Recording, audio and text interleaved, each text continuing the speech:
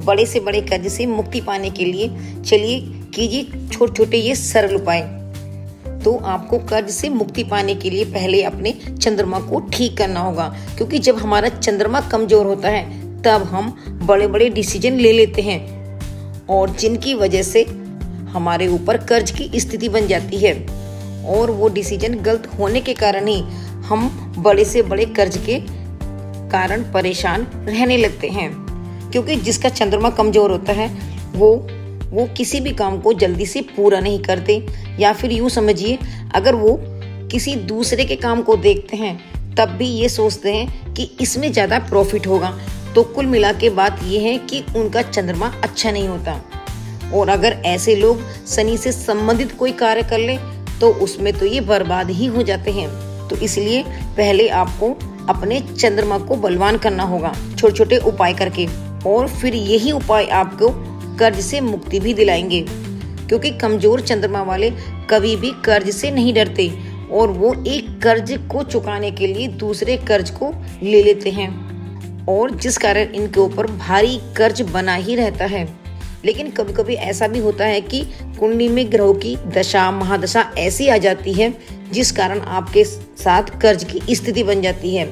यूं तो अगर कुंडली में हम देखते हैं तो अगर आपके छठे भाव में मंगल होते हैं या मंगल की राशि होती है तो आप पर हमेशा कर्ज ही बना रहता है। लेकिन ऐसा कर्ज मत लीजिए जो हमें भारी पड़ जाए। इसलिए ऐसा कर्ज लीजिए कि उस कर्ज से आपका काम बढ़े, आपके व्यापार को एक नया अवसर मिले, या फिर आप अपना घर बनाना चाहते हैं उसके लिए आप कर्ज ले रहे हैं तो भी बहुत अच्छा है।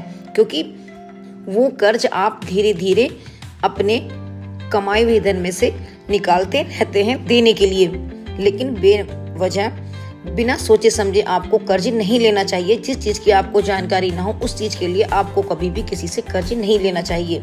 अगर आप कर्ज लेते हैं तो ये समझिए कि आपका चंद्रमा कमजोर है जो आपको सही डिसीजन नहीं लेने दे रहा है।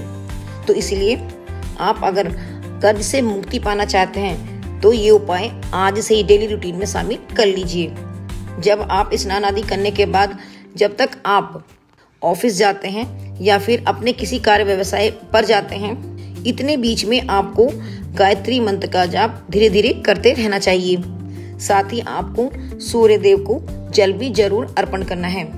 इसके अलावा हर शनिवार आपको शनि मंदिर में थोड़ा सा घूम कर आइए और दूध का दान देना शुरू कर दीजिए। और हर सोमवार को आपको भगवान शिव को पंचामृत से स्नान कराना है।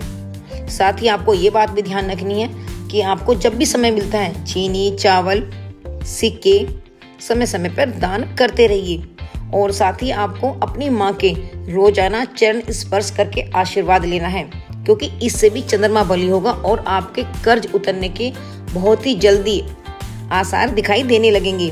और आपको हर मंगलवार मसूर की दाल किसी धर्म स्थान पर जरूर देनी चाहिए। ये भी आपको कर्ज समाप्त होने में सहायक होती है। साथ ही आपको अपना ये भी ध्यान रखना है, घर में आपको चीनी चावल और आटा गंगा जल दूध दही कभी भी समाप्त नहीं होने देना है। ये चीजें समाप्त हों उससे पहले आपको लाकर रख देनी है। तो ये बात भी आपको ध्यान रखनी है। तो ये छोटे छोटे सरल उपाय, लेकिन अगर आप लगातार इन चीजों का ध्यान रखते हैं, ओनली 40 डेज ही आप ध्यान रख लीजिए, उसके बाद आपको खुद ही फर्क नजर आने लगेगा। आपको कहीं ना कहीं से होने के संकेत दिखाई देने लगेंगे। साथ ही आपको सुबह में उठते ही 3 मिनट ओम का जाप शुरू कर देना चाहिए। तो दोस्तों ये छोटे छोटे सरल उपाय भी आपको बड़े बड़े कर्ज से मुक्ति दिला सकते हैं। बस जरूरत है आपको इन उपायों को कंटिन्यू करने की। मैं विश्वास के साथ कहती हूँ कि आपको जरूर फर्क लगेगा अगर आप इन उपायों के सहारे लेकर अपने कर्ज को उतारने की सोचते हैं तो आपको फर्क जरूर लगेगा। तो फिर मिलती हूँ एक नए टॉपिक के साथ। तब तक के लिए स्वस्थ रहिए, मस्त रहिए। जय श्री राधे।